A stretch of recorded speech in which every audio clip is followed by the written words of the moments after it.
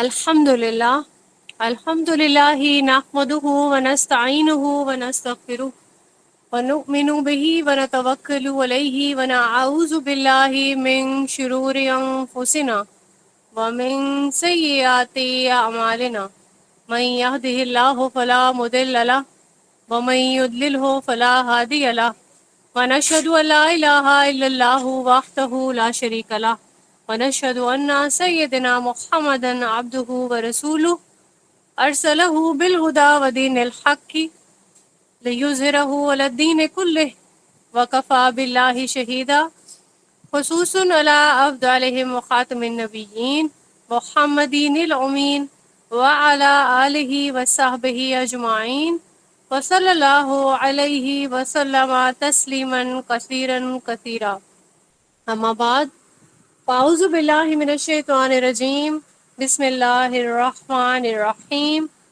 رب اشرح لي صدري ويسر لي أمري واحلل عقدة من لساني يفقهوا قولي۔ آج ہمارا جو پہلا ٹاپک ہے وہ ہے نمازی کا سترہ۔ ہو سکتا ہے یہ ورڈ ہم میں سے کافی بہنوں نے پہلی بار سنا ہو، تو اس کو ہم پہلے اس کی ڈیفینیشن دیکھ لیتے ہیں کہ سترہ ہے کیا۔ کیا آپ لوگوں کو آئیڈیا ہے کبھی کہ نمازی کبھی کوئی نماز پڑھا ہے کسی کھلی جگہ پہ، ایسی جگہ پہ جہاں پہ یہ خدشہ بھی ہے کہ کوئی اگر آئے گا آپ کے روم میں یا آپ کے کسی لاؤنج میں، اگر آپ نماز پڑھ رہی ہیں تو وہ سامنے سے گزر سکتا ہے، ٹھیک ہے؟ تو اس کے لیے ہمیں یہ جاننا بہت ضروری ہے کہ اگر آپ نماز پڑھ رہی ہیں اور پھر یہ ہوتا ہے کہ کوئی آپ کے جو ہے آپ کے سامنے سے نماز کے دوران گزر جاتا ہے سامنے سے، تو اس کا گناہ کتنا زیادہ ہے، ٹھیک ہے؟ تو اس کے بارے میں ہم انشاءاللہ آج کے لیکچر میں دیکھیں گے۔ احادیث کی روشنی میں ہم دیکھتے ہیں کہ کس قدر یہ چیز جو ہے یہ خطرناک ہے، ٹھیک ہے؟ یعنی گناہ کا باعث ہے۔ تو سترہ ہوتا کیا ہے؟ یعنی اس اوٹ یا پردے کو کہتے ہیں جو آپ نماز پڑھ رہے ہیں تو سجدے کی جگہ پہ اس کو اگر نصب کر دیا جائے، لائک ہم میں سے ایسے بڑے ہوتے ہیں تو وہ سامنے اپنے کوئی باٹل، کوئی ایسا بیگ یا کوئی ایسی اونچی چیز، ٹھیک ہے، اس کو وہ نصب کر دیتے ہیں، سامنے رکھ دیتے ہیں، کوئی چیئر رکھ دیتے ہیں، کبھی کوئی ٹیبل رکھ دیتے ہیں، اور اس میں جو ہم یہ جس کو ہم تخت پوش بولتے ہیں، ٹھیک ہے، تو اس تخت پوش میں بھی ہم دیکھ رہے ہوتے ہیں کہ سامنے جو ہے اس کی اوٹ ہوتی ہے تاکہ کوئی سامنے سے اگر گزر بھی جاتا ہے تو کوئی ایشو نہیں ہو اس کو، ٹھیک ہے؟ تو یہ سترہ اصل میں یہ وہی چیز ہے جو سامنے نصب کی جائے۔ اب یہ جو ہے یہ رکھنا واجب ہے، کیونکہ ہم آگے آنے والی جو حدیث ہیں ان کی روشنی میں دیکھیں گے کہ یہ واجب کیوں ہے۔ اسی کی طرف ہمیں نماز کا اپنا جو رخ ہے وہ رکھنا چاہیے۔ ابھی ہم دیکھتے ہیں ابو داؤد کی ایک حدیث ہے 698، جس میں یہ دیکھیں کہ جو نمازی کا جو سترہ ہے وہ سامنے کی طرف ہونا چاہیے، ٹھیک ہے؟ جب تم میں سے کوئی نماز پڑھے، رسول اللہ صلی اللہ علیہ وآلہ وسلم کا فرمان کیا ہے؟ تو وہ سترے کی طرف ہی نماز پڑھے۔ اور یہ حکم دیا کیوں؟ اب یہاں پہ یہ جو حدیث ہے اس میں آپ کو پتہ چلے گا کہ جب انسان نماز پڑھنے لگتا ہے، کوئی بھی نمازی، تو شیطان جو ہے اس کی نماز میں رکاوٹ ڈالنے کے لیے اس کے سامنے آنے کی کوشش کرتا ہے، ٹھیک ہے؟ تو یہاں ابو داؤد کی حدیث ہے 695، اس کے الفاظ آپ یہاں پہ دیکھ لیں، حدیث آپ کے ساتھ شیئر ہوگی انشاءاللہ، کہ شیطان جو ہے وہ نماز کی رکاوٹ بننے کے لیے سامنے آنے کی کوشش کرتا ہے۔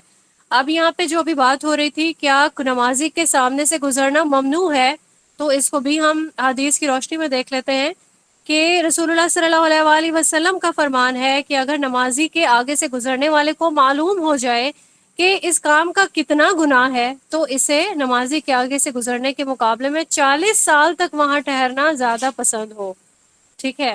یعنی اس کا گناہ اتنا زیادہ ہے کہ زیادہ بہتر یہی ہے کہ آپ نے ایک سائڈ پہ کھڑے ہو جانا ہے، ٹھیک ہے؟ اس کا ویٹ کرنا ہے، اگر تو آپ کو کوئی بھی راستہ نہیں مل رہا، لیکن آپ نے یہ والی جو سچویشن ہے یہ کبھی بھی آپٹ نہیں کرنی ہے کہ آپ نمازی کے سامنے سے گزر جائیں۔ اچھا، یہاں پہ آپ نے دیکھا ہوگا کہ جب خاص طور پر ہم میں سے جتنی بہنیں جاتی ہیں اللہ تعالیٰ کے گھر بیت اللہ یا پہ مسجد نبوی جاتے ہیں، تو وہاں پہ اس چیز کو بہت ہی کامن لیا جاتا ہے کہ ٹھیک ہے یہاں پہ تو ہر کوئی نماز ہی پڑھا ہوتا ہے، تو اب ہم کیا کریں، کیسے گزرے؟ تو اب آپ بھی وہاں پہ جائیں گے تو یہ اویئرنیس کتنی لازمی ہے، کتنی ضروری ہے۔ ہم جب وہاں جا رہے ہوتے ہیں تو ہمارے پاس بہت سے ایسی چیزیں ہو سکتی ہیں جسے ہم اپنے سامنے نصب کر دیں، لائک کوئی ہماری بوٹل ہو سکتی ہے، ٹھیک ہے، ہمارا بیگ ہو سکتا ہے، اس کو ہم کھڑا کر سکتے ہیں، ٹھیک ہے؟ تو یہ آپ پہ بھی فرض ہے کہ آپ کسی دوسرے کو تکلیف میں نہیں ڈالیں، ٹھیک ہو گیا؟ تو آپ اپنے سامنے ایک سترہ لازماً نصب کریں۔ اب یہاں پہ آپ دیکھیں کہ ایک اور حدیث ہے بخاری کی 509، اس میں دیکھیں کہ اگر آپ کے سامنے سے کوئی گزرے، تو یہ حدیث کے جو مفہوم ہے وہ یہی ہے کہ اگر آپ کے سامنے سے کوئی گزرنے لگے تو آپ پہ بھی فرض بنتا ہے کہ آپ اس کو ہاتھ کے اشارے سے روکیں۔ اب یہاں پہ دیکھیں کہ سامنے سے روکنے کے لیے آپ ہاتھ کا اشارہ تو کر ہی سکتے ہیں نا، مطلب بولنا نماز میں یہ نماز کو توڑ دیتا ہے، آپ بات نہیں کر سکتے ہیں، لیکن ہاتھ کا اشارہ یا پھر اس کو روکنے سے اپنے ہاتھ آگے کرنا، ٹھیک ہے، تو یہ جو ہے یہ کیا جا سکتا ہے یہ عمل۔ اب یہاں پہ آپ اس حدیث میں یہ بھی دیکھیں کہ یہ اگر کوئی وہ روکنے کی کوشش کرے اور پھر بھی کوئی اگر باز نہیں آ رہا تو اس کو زبردستی منع کر سکتے ہیں، کیونکہ وہ شیطان ہے۔ حدیث کے الفاظ میں آپ اس چیز کو دیکھ لیں گے انشاءاللہ۔ اب یہاں پہ ایک اور کوسچن آتا ہے مائنڈ میں کہ جس طرح سے باجماعت نماز ہو رہی ہوتی ہے تو وہاں تو سامنے کوئی بھی چیز نصب نہیں ہوئی ہوتی، ٹھیک ہے، تو حدیث ہے بخاری کی 493، اس میں آپ کو یہ چیز ملے گی کہ جو امام کا سترہ جو ہے وہ مقتدی کا سترہ ہے، ٹھیک ہے، کیونکہ ہم امام کی ہی پیروی کر رہے ہوتے ہیں نا، مطلب میلز تو خاص طور پر زیادہ باجماعت نماز پڑھتے ہیں، فیمیلز کو کبھی کبھار موقع ملتا ہے، خاص طور پر جب آپ حج عمرہ کرنے کے لیے جائیں گے تو انشاءاللہ وہاں بھی آپ کو موقع ملے گا، یا پھر آپ جس طرح سے تراویح کی نماز کے لیے کچھ لوگ اہتمام کرتے ہیں، ٹھیک ہے، اعتکاف میں کوئی بیٹھا ہے تو وہ بھی اپنی جو نماز ہے وہ امام کے ہی پیچھے پڑھتا ہے، ٹھیک ہو گیا۔ تو جو مقتدی کا سترہ ہے وہ کس کا سترہ؟ جو امام کا ہوگا وہی مقتدی کا ہوگا۔ اچھا، اب یہاں پہ ہمیں ایک یہ بھی کوشچن ہے کہ اگر ہم کھلی فضا میں پڑھیں تب تو آپ پہ لازم اور ملزوم ہے کہ آپ نے سامنے اپنے کوئی بھی چیز نصب کرنی ہے ایز اے سترہ، اور اگر آپ گھر پر پڑھ رہے ہیں، ٹھیک ہے، تو بھی آپ یہی کوشش کریں کہ یا تو کسی دیوار کے سامنے آپ نے اپنی جائے نماز ہے اس کا اہتمام کرنا ہے بچھانے کا، ٹھیک ہو گیا، اگر ایسی کوئی کھلا لاؤنج ہے تو پھر سامنے آپ نے خود ہی کوئی چیز رکھ لینی ہے۔ اب یہاں پہ یہ جو نمازی اور سترے کا جو فاصلہ ہے نا، وہ بھی یہ دیکھ لیں کہ ایک بخاری کی حدیث 494 آپ کے ساتھ جو ہے شیئر کی جائے گی کہ جب بھی رسول اللہ صلی اللہ علیہ وآلہ وسلم بھی سفر میں بھی ہوتے تو پھر وہ ان کے پاس ایک برچھا ہوتا تھا ساتھ، ٹھیک ہے، اب برچھا کیا ہے؟ کوئی گاڑنے کی یہ چیز ہے جسے گاڑ دیا کرتے تھے، تو اب کیا ہوگا کہ کوئی سامنے سے گزر ہی نہیں پائے گا، ٹھیک ہو گیا۔ یہاں پہ ہم نے یہ جو سترہ کا ٹاپک ہے یہ ہم نے کمپلیٹ کر لیا ہے۔ اب یہاں ہم نے دیکھا، ہم نے کیا کیا دیکھا؟ پہلے تو ہم نے اس کی ڈیفینیشن دیکھی کہ یہ ایسی اونٹ ہے، یعنی کہ پردہ ہے کہ جو آپ کے سجدہ کی جو جگہ ہے نا اس کے سامنے نصب کرنا لازمی ہے، اب وہ کوئی بھی چیز ہو سکتی ہے۔ اچھا، اس کی جو ایک حدیث ہے انشاءاللہ میں آپ کے ساتھ لیکچر کے بعد شیئر کروں گی، اس کا جو سائز ہے نا کہ کتنا ہونا چاہیے وہ بھی حدیث میں اس کے بھی الفاظ موجود ہیں کہ جو اونٹ کی جو کوہان ہوتی ہے نا، یہ جو ہڈی ہوتی ہے، اب اس کی جو ہے ایسے اگر رف ایسٹیمیٹ لگاؤں، کیونکہ ابھی میرے پاس سامنے حدیث کا ریفرنس نہیں ہے، میں انشاءاللہ اس کو ڈھونڈ کے پھر آپ کو شیئر کروں گی، تو تقریباً جس طرح ہم ایک بالشت کہتے ہیں نا کہ ایک بالشت جتنی اس کی لمبائی لازمی ہونی چاہیے، ٹھیک ہے، تو وہ حدیث کے ساتھ انشاءاللہ میں آپ کو جو ہے شیئر کروں گی۔ اچھا، پھر یہ ہے کہ یہ واجب ہے کیونکہ رسول اللہ صلی اللہ علیہ وآلہ وسلم نے اس کی تاکید کی ہے۔ اب تم میں سے کہ جو بھی کوئی نماز پڑھے گا تو وہ سامنے اپنے سترہ رکھے گا۔ پھر اس کے بعد ہم نے یہ دیکھا کہ اس کا حکم دیا کیوں گیا؟ ہم نے اس کا حکم اس لیے دیا گیا کیونکہ شیطان جو ہے وہ نماز میں رکاوٹ ڈالنے کی کوشش کرتا ہے، اور پھر ساتھ میں ہم نے حدیث میں یہ بھی دیکھا کہ کوئی اگر سامنے سے گزر جاتا ہے، ٹھیک ہے، تو اس کا کیا ہوگا؟ اس کا گناہ اتنا زیادہ ہے کہ اگر اس کو معلوم ہو جائے تو وہ 40 سال تک وہیں کھڑا رہنا پسند کرے۔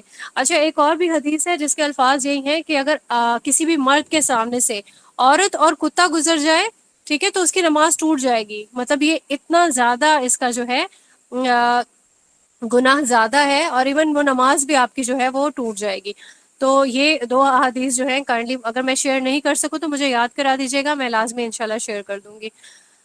تو یہ دونوں جو چیزیں ہیں یہ ساری چیزیں امپورٹنٹ ہیں۔ اب یہاں پہ ہمارا یہ ٹاپک انشاءاللہ کمپلیٹ ہو گیا ہے، کوئی بھی سوال ہوگا تو آپ مجھ سے لیکچر کے بعد پوچھ سکتے ہیں۔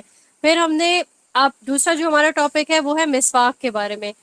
یہاں پہ ہم نے دیکھا کہ آج کل کے دور میں جو مسواک ہے اس کی امپورٹنس گریجولی کم ہوتی جا رہی ہے، ٹھیک ہے، ڈے بائی ڈے ہم نے اپنے گھر میں بھی بہت کم دیکھتے ہیں کہ کوئی بھی بڑا یا کوئی بھی میل یا کوئی بھی فیمیل جو ہے وہ مسواک سے اپنا جو ہے اپنے منہ کی صفائی کری ہو، دانتوں کی صفائی کری ہو۔ لیکن جب ہم احادیث کی روشنی میں دیکھتے ہیں تو ہمیں جو ہے یہ پتہ چلتا ہے کہ مسواک کرنا سنت ہے رسول اللہ صلی اللہ علیہ وآلہ وسلم کی۔ وہ آل دا ٹائم کوشش کرتے تھے کہ اپنے آپ کو صفائی کا کیونکہ بہت اہتمام کرتے تھے تو وہ اپنے منہ کی صفائی کے لیے بھی بہت زیادہ ان کا جو ہے ایک روٹین ہوتی تھی جو آپ کے ساتھ آج کے دن لیکچر میں جو حدیث شیئر ہوں گی ان سے آپ کو پتہ چلے گا کہ یہ کتنا زیادہ جو ہے یہ مسنون ہے یہ عمل مسواک کا کرنا. ٹھیک ہے. اب ہم دیکھتے ہیں کہ مسواک کہتے کس کو ہے. کوئی بھی جو درختوں کی جو لکڑی ہوتی ہے نا نرم، اس کو لے کے، اور اس کو اگر وہ نرم نہیں ہے تھوڑی دیر پانی میں ڈپ بھی کر سکتے ہیں، لیکن موسٹلی ایسا ہوتا ہے کہ نرم لکڑی کو اگر لیں تو زیادہ بہتر طریقے سے اس کی مسواک کی جا سکتی ہے. تو کون کون سے درخت ہوں گے؟ کوئی بھی لکڑی ہو سکتی ہے کسی بھی درخت کی. ٹھیک ہے. پیلو کی لکڑی ہو سکتی ہے، پیلو بھی ایک درخت کا نام ہے.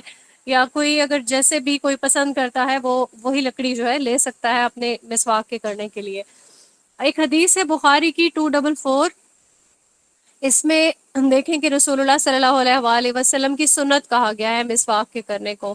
اور پھر یہ کہ اس قدر رسول اللہ صلی اللہ علیہ وآلہ وسلم کو مسواک کرنا پسند تھا، اور پھر ساتھ میں وہ یہ چاہتے تھے کہ امت جو ہے وہ لازماً جو ہے مسواک کرے، لیکن ساتھ میں ان کو اس کا خیال بھی تھا کہ امت کے لیے تکلیف نہ ہو.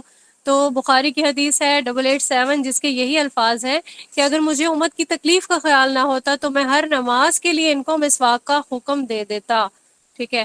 تو یہاں سے آپ دیکھیں کہ ہر نماز سے پہلے، اچھا یہ چیز آپ دیکھیں کہ انسان کا اللہ تعالیٰ کے ساتھ جو ہے وہ کلام ہو رہا ہوتا ہے نا نماز میں. تو یہاں پہ نماز کا جو ورڈ ہے اس لیے ساتھ میں رسول اللہ صلی اللہ علیہ وآلہ وسلم نے لگایا کہ ہم دیکھیں کہ کبھی کسی کے ساتھ ملنے کے لیے جانا ہو تو کس قدر ہم اہتمام کرتے ہیں نا اپنی صفائی کا، اپنے لباس کا. ٹھیک ہے. منہ صاف ہونا چاہیے، برش کرنا چاہیے، ہمیں اپنی تیاری میں ساری چیزیں جو ہے وہ امپورٹنٹ لگ رہی ہوتی ہیں. لیکن جب ہم نماز پڑھے ہوتے ہیں تو ہم یہ کیوں بھول جاتے ہیں کہ ہم اللہ تعالیٰ کے سامنے کھڑے ہو رہے ہیں.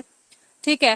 تو اب یہاں پہ دیکھیں کہ مسواک سے کیا ہوگا، آپ کے منہ کی صفائی ہو جائے گی. ایک تو یہ کہ منہ میں جو کچھ بھی آپ نے کھایا پیا سم ٹائم اس کی اسمیل بھی رہ جاتی ہے، اس کی بھی صفائی ہو جائے گی. اور پھر دوسری چیز یہ ہے کہ ہمارے لیے تو یہ امپورٹنٹ اس لیے بھی ہے نا جس کو ہم پرائرٹی پہ رکھیں گے کہ رسول اللہ صلی اللہ علیہ وآلہ وسلم کا حکم ہے، ان کی سنت ہے، تو ہم اس کو ضرور جو ہے وہ اس پہ ہم عمل کریں گے. اب حکم کے جو الفاظ ہیں وہ اس طرح سے نہیں کہ یہ واجب قرار نہیں دے دیا گیا، بلکہ تاکیداً جو ہے یہ فرمایا گیا ہے کیونکہ رسول اللہ صلی اللہ علیہ وسلم نے اپنے ہر عمل سے ہمارے لیے کوئی نہ کوئی اگزامپل چھوڑی ہے. اب یہ ہم دیکھ لیتے ہیں حدیث کے صحیح مسلم میں رسول اللہ صلی اللہ علیہ وآلہ وسلم جو ہے ہر نماز کے لیے مسواک کرتے تھے. 596 حدیث ہے آپ کے ساتھ شیئر ہوگی. اور سیم حدیث میں آپ دیکھیں کہ جب بھی قرآن کریم کی تلاوت کرنا چاہتے تھے تب بھی مسواک کرتے. ٹھیک ہے. وضو سے پہلے کرتے، جیسے ہی بیدار ہوتے، اور بیدار ہونے کے بعد کیونکہ آپ صلی اللہ علیہ وآلہ وسلم کی ہیبٹ تھی کہ وہ وضو جو ہے وہ ضرور کرتے تھے. ابو داؤد کی حدیث ہے ایک حدیث نمبر 57، اس میں یہ دونوں چیزیں جو ہے یہ بیان کی گئی ہیں.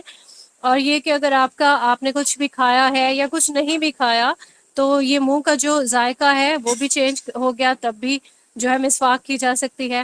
اور پھر آپ صلی اللہ علیہ وآلہ وسلم جب گھر میں داخل ہوتے یا مسجد کے لیے نکلنے لگتے تو بھی پہلے مسواک کرتے. صحیح مسلم کی 590 حدیث ہے، اس میں یہ چیز جو ہے یہ مینشن کی گئی ہے. اب دیکھیں کہ اس سے منہ کی طہارت جو ہے مسواک سے یہ اگر ہم نے حاصل کی تو اس کا مطلب ہے کہ ہم نے اللہ کی رضامندی بھی حاصل کر لی. اس کے بعد یہ ایک اور چیز ہے کہ یہ حدیث ہے ایک جو صحیح مسلم کی ہے 616. اس حدیث میں آپ دیکھیں کہ کتنی چیزیں مینشن کی گئی ہیں کہ جب بھی رسول اللہ صلی اللہ علیہ وآلہ وسلم اپنا کوئی کام کرتے مطلب دائیں طرف سے اس کا آغاز کرتے تھے، یعنی حسب استطاعت اپنے تمام کاموں میں. جیسے کہ وضو کرنا ہے پہلے دائیں ہاتھ دھونا ہے. ٹھیک ہے. دائیں ہاتھ سے سٹارٹ کرنا ہے. ایون جب کنگھی کرنے لگتے تو دائیں طرف سے سٹارٹ کرتے، اور اگر شوز پہننے ہیں تو پہلے دایاں. ٹھیک ہے. اور اس کے بعد پھر بایاں. اب یہاں پہ ہم یہ جو ہے جملہ استعمال کر سکتے ہیں، ویسے یہ میرے استاد صاحب کا جملہ ہے کہ ہر ذی شان کام کا آغاز رسول اللہ صلی اللہ علیہ وآلہ وسلم اپنے دائیں جانب سے کرتے. ٹھیک ہے نا. جو بھی کام ایک اچھا کام کرنا ہے، ذی شان کام کرنا ہے، ٹھیک ہے، تو اس کا جو آغاز ہے وہ دائیں جانب سے ہی کرنا چاہیے کیونکہ رسول اللہ صلی اللہ علیہ وآلہ وسلم ایسے ہی کرتے تھے. اب یہاں پہ یہ بھی دیکھ سکتے ہیں کہ روزہ دار بھی کیونکہ مسواک کر سکتا ہے. ٹھیک ہے. اپنے روزے کے دوران وہ مسواک کرنا جو ہے اس کے لیے یہ چیز جائز ہے. تو آپ یہاں پہ اس مسواک کی امپورٹنس کا جو ہے اندازہ کر سکتے ہیں. اچھا یہ ہمارا ٹاپک مسواک کا کمپلیٹ ہوا ہے. اب تک جو ہم نے مسواک کے لیے پڑھا ہے تو یہ ہے کہ مسواک کی ڈیفینیشن کیا ہے. کوئی بھی درخت کی جو نرم لکڑی ہوگی اس سے منہ کی صفائی اگر ہم کرتے ہیں تو وہ مسواک کہلاتی ہے. ٹھیک ہے. تو یہ کیونکہ سنت ہے ہمیں اس ٹاپک کو پڑھنے کی ضرورت اس لیے محسوس ہوئی ہے، اور پھر یہ کہ رسول اللہ صلی اللہ علیہ وآلہ وسلم نے اس کا حکم اس لیے نہیں دیا، اس کو واجب اس لیے قرار نہیں دے دیا تاکہ امت کو تکلیف نہ ہو اس کی، ٹھیک ہے۔ تو اگر ہم یہ دیکھیں کہ امت کی تکلیف کو پیش نظر رکھتے ہوئے اس کا حکم نہیں دیا گیا، تو بھی آپ کوشش کریں کہ نماز سے پہلے آپ جیسے اپنے باقی وضو کرتے ہیں، ٹھیک ہے، سم ٹائمز برش کر لیتے ہیں، تو کوشش کریں اپنے پاس مسواک رکھیں، تاکہ جب ہم رسول اللہ صلی اللہ علیہ وآلہ وسلم کی سنت کو پورا کریں گے تو ہمیں اپنے جو ایک تو فوائد ہیں، ایک تو یہ کہ سنت کا ثواب ہے، سنت پہ آپ نے عمل کیا ثواب ہے، اور پھر دوسرا یہ کہ سنت کے ہر حکم میں، ٹھیک ہے، اس میں فائدہ ہے امت کے لیے، صحیح ہو گیا، تو ہمیں کیا ہوگا، اس کا فائدہ بھی حاصل ہو جائے گا۔ پھر اس کے بعد ہم نے یہ دیکھا کہ رسول اللہ صلی اللہ علیہ وآلہ وسلم کی روٹین میں جو ہے وہ نماز سے پہلے، ٹھیک ہے، نماز سونے سے اٹھنے کے بعد، ٹھیک ہے، اور مسجد میں داخلے سے پہلے اور گھر میں داخلے کے وقت بھی، یہ تمام جو ہے روٹین میں ان کی شامل تھا کہ وہ مسواک ضرور کرتے تھے ان تمام کاموں کے لیے، ایون تلاوت کرنے سے بھی پہلے۔ پھر ہم نے یہ دیکھا کہ رسول اللہ صلی اللہ علیہ وآلہ وسلم دائیں جانب سے اپنا مسواک کرنا سٹارٹ کرتے تھے، اور صرف مسواک کرنا نہیں بلکہ ہر ذیشان کام جو ہے وہ مسواک دائیں جانب سے ہی وہ سٹارٹ کرتے تھے، ٹھیک ہو گیا۔ اچھا، یہاں پہ ہمارے یہ 2 ٹاپکس کمپلیٹ ہو گئے الحمدللہ رب العالمین۔ ایک ٹاپک ایسا تھا جو کہ پچھلے دنوں جو تجوید کی کلاس تھی تو ہم نے اس کو ڈسکس کیا تھا، ٹھیک ہے، نماز وتر کا جو ٹاپک تھا، تو وہ ریکارڈنگ میں نے اس لیے نہیں کی تھی کیونکہ میں چاہتی تھی کہ یہ آپ کو لائیو لیکچر میں ہی ساتھ میں آپ کو جو ہے وہ ریکارڈنگ بھی ہو جائے گی اور ساتھ میں ہی اس کو ڈیلیور کر دیا جائے، اور پھر یہ کہ اس کی جو تلاوت تھی وہ بھی کیونکہ لبنہ نے آپ کو ڈیلیور کرنی تھی، ہوپ فلی وہ آپ لوگوں نے اس کو کر لیا ہوگا۔ تو آج ہم دوبارہ سے جو وطر کا ٹاپک ہے، ویسے تو ڈیلیور ہو چکا آپ کو، لیکن آج ہم اس کو باقاعدہ طور پر دیکھ لیتے ہیں کہ وطر کی نماز ہے کیا۔ اچھا، جو وطر کا جو ورڈ ہے اس کے میننگز بھی دیکھ لیتے ہیں۔ طاق کرنا، ٹھیک ہے، یعنی آپ نے جو نماز کی ایک پڑھ کے اس کو ایک زیادتی کر کے اس کو طاق کر دیا، صحیح ہو گیا۔ تو اب جیسے قیام اللیل ہم پڑھتے ہیں نا، ٹھیک ہے، یا عشاء کی نماز کے بعد کے نوافل پڑھ رہے ہوتے ہیں یا پھر قیام اللیل، تو کیا کرتے ہیں، وطر کی نماز اس میں ایڈ کر کے، ٹھیک ہے، یعنی کہ طاق کر کے اس کو ہم نے اس کا اختتام کرتے ہیں۔ اور پھر یہ جو وطر ہے یہ پڑھنا کب ہوتے ہیں، عشاء کی جو نماز ہے اس کے بعد ہم نوافل پڑھتے ہیں۔ اچھا، ہم نے اب یہ بھی دیکھا تھا کہ جو وطر کی نماز ہے یہ پڑھنی کیسے ہوتی ہے، ٹھیک ہے، اس میں تشہد نہیں کرنا ہوتا، صحیح ہو گیا، تو اس کو مغرب کی نماز کے مشابہ آپ نے نہیں پڑھنا کبھی بھی، درمیان کا جو تشہد ہے اس کو جو ہے آپ نے چھوڑ دینا ہے، اور آپ نے اس کو کنٹینیوسلی پڑھ کے اور پھر آپ نے سلام پھیرنا ہے، صحیح ہو گیا۔ تو بخاری کی سب سے پہلے ہم دیکھ لیتے ہیں، بخاری کی حدیث ہے 1137 ہے کہ عشاء کی بعد کے رات کو جو ہم نماز پڑھتے ہیں عشاء کے بعد، ٹھیک ہے، رات کے جو نوافل ہیں اس میں اس کے جو آخر میں ایک رکعت جو ہم پڑھیں گے، ٹھیک ہے، اس کو ہم 1 بھی پڑھ سکتے ہیں، اس کو ہم 3 بھی پڑھ سکتے ہیں، اس کو ہم 5 بھی پڑھ سکتے ہیں، تو وہ جو آخری ایک نماز ہوگی نا، یعنی ایک رکعت، اس کو وطر کہا جاتا ہے۔ تو اب یہ جو آپ کے ساتھ حدیث شیئر ہوگی تو اس میں یہ چیز جو ہے شامل ہے کہ جو صبح ہونے کا اگر اندیشہ ہو رہا ہے، لائک آپ نماز پڑھے ہیں اور آپ کو لگتا ہے کہ آپ جیسے تہجد کی نماز ہے، ٹھیک ہے، آپ نماز پڑھتے ہوئے آپ کو اندازہ ہو رہا ہے کہ ابھی صبح کی نماز یعنی فجر کا ٹائم ہونے والا ہے، تو اس کو پھر آپ ایک وطر پڑھ کے اس کو طاق کر سکتے ہیں، ٹھیک ہو گیا، تو یہ آپ کا وطر ہو جائے گا۔ یہ کس سچویشن میں ہے، جب آپ نے اپنے عشاء کی نماز کے بعد جو ہے وطر نہیں پڑھے، آپ نے اس کو تہجد کی نماز یعنی قیام اللیل کے لیے اس کو پوسٹ پون کیا کہ میں صبح اٹھ کے انشاءاللہ اس کو پڑھوں گی، اور آپ یہ دیکھ لیں کہ حدیث میں ثابت ہے، حدیث سے، کہ اس کا ثواب زیادہ ہے۔ تو ہم یہاں پہ دیکھیں گے کہ رسول اللہ صلی اللہ علیہ وآلہ وسلم کتنی جو ہے ان سے تعداد وطر کی ثابت ہے۔ تو آپ کے ساتھ یہاں پہ حدیث جو شیئر ہوں گی، صحیح مسلم کی 752 ہے، ابو داؤد کی 1422 ہے، اور ابن ماجہ کی ہے 1192، ٹھیک ہے، اور صحیح مسلم کی بھی ہے 746۔ تو ان ساری حدیث میں یہ چیز ثابت ہوتی ہے کہ آپ صلی اللہ علیہ وآلہ وسلم سے ایک وطر پڑھنا بھی ثابت ہے، ٹھیک ہے، یہ ایک اکیلا وطر نہیں ہے، اس میں کوئی کنفیوز نہیں ہو کہ ایسا نہیں کہ آپ نے صرف اکیلا ایک ہی وطر پڑھ لیا، تو اس کو ڈسکریج کرنا ہے، اس کو ایسے نہیں پڑھنا کبھی بھی، اس سے پہلے آپ نے نوافل لازماً ایڈ کرنے ہیں۔ اس سے مراد یہی ہے کہ آپ نے 2 پڑھ لیے، ٹھیک ہے، 2 کے بعد ایک وطر پڑھا، 3 پڑھ سکتے ہیں، 5 7 9، ٹھیک ہے، یہ رکعتیں رسول اللہ صلی اللہ علیہ وآلہ وسلم سے یہ رکعتیں ثابت ہیں۔ اب یہاں پہ ہم نے ایک بچی کا ایک کوسچن تھا کہ اگر ہم سے وطر جو ہے وہ قضا ہو جاتے ہیں تو کس ٹائم پڑھیں۔ اب قضا تو اسی صورت ہو سکتے ہیں نا کہ جب آپ نے فجر کی جو نماز ہے وہ پا لی اور پہلے وطر کیونکہ پڑھنا تھا تو آپ وہ پہلے وطر آپ نہیں پڑھ سکے، ٹھیک ہے، تو اب کیا ہوگا، سورج نکلنے کا ویٹ کریں گے، سورج نکل آیا پھر آپ نے اپنے وطر جو ہے وہ ادا کر لیے، صحیح ہو گیا۔ تو یہ میں نے ہوپ فلی کوشچن انہوں نے سن لیا ہوگا ان کا آنسر۔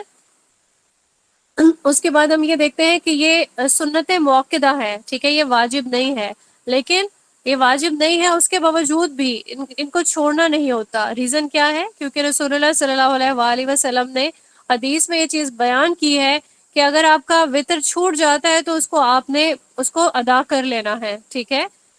تو اب یہ دیکھیں کہ مسنون اس کا طریقہ بھی یہی ہے کہ وطر کو جو ہے وطر سے پہلے آپ نے 2 نوافل پڑھنے ہیں، زیادہ سے زیادہ 10 رکعتیں آپ نے پڑھ لینی ہیں، ٹھیک ہے، تو اس کے بعد آپ نے اپنا وطر سے اس کو طاق کر دینا ہے۔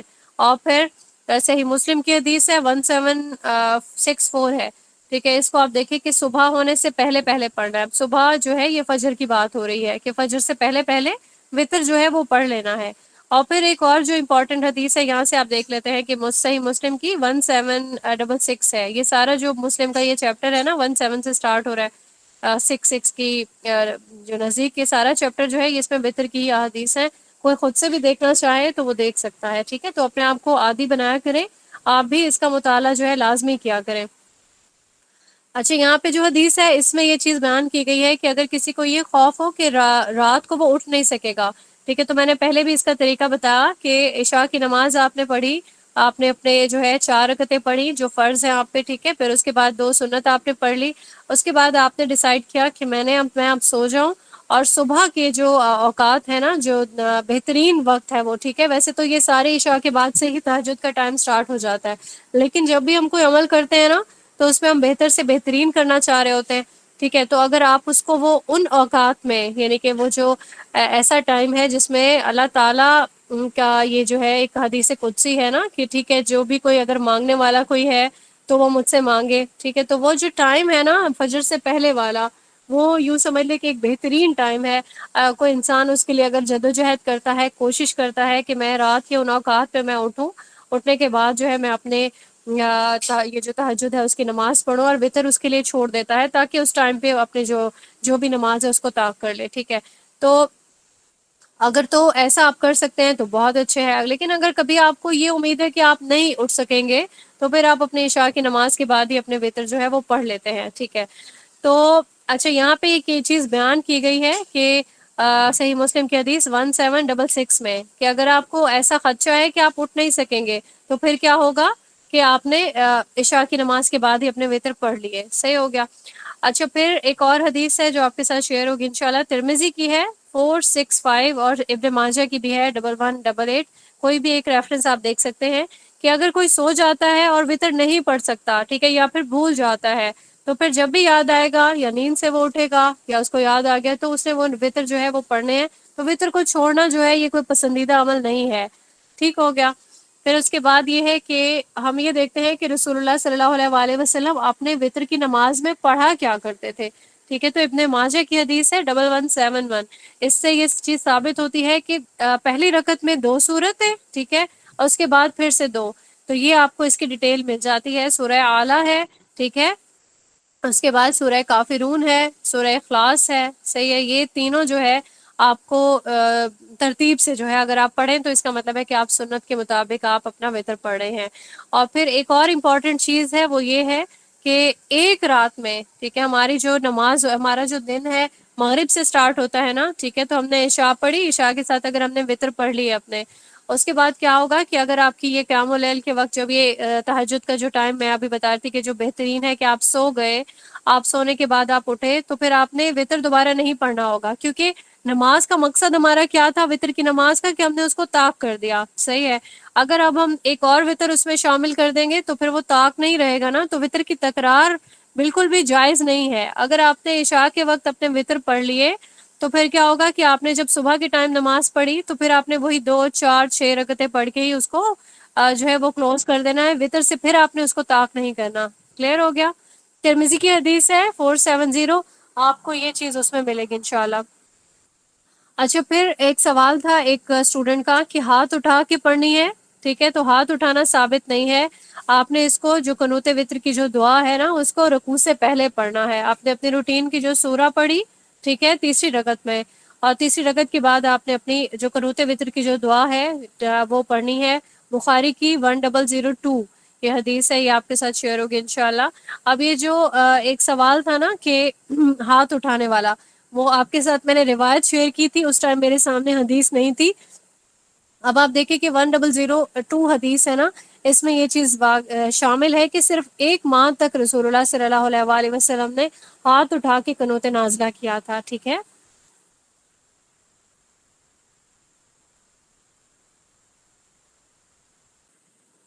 اچھا، پھر قنوت وطر کی جو دعا ہے اس کا ڈیزائن ہے وہ بھی انشاءاللہ آپ کے ساتھ شیئر ہوگا. ابو داؤد کی 1425 میں بھی ہے اور ترمذی کی 464 میں بھی ہے. ٹھیک ہے، وطر کی دعا ہے. اس کے علاوہ ایک اور دعا بھی ہے جو آپ جو ہے رسول اللہ صلی اللہ علیہ وآلہ وسلم پڑھا کرتے تھے. یہ بھی بہت پیاری دعا ہے. آپ اس کی ٹرانسلیشن دیکھیں کہ ابو داؤد کی 1427 میں یہ چیز مینشن ہے کہ رسول اللہ صلی اللہ علیہ وآلہ وسلم اپنے وطر کے بعد جو دعا پڑھا کرتے تھے. اس کو بھی کوشش کریں کہ آپ لوگ یاد کر لیں.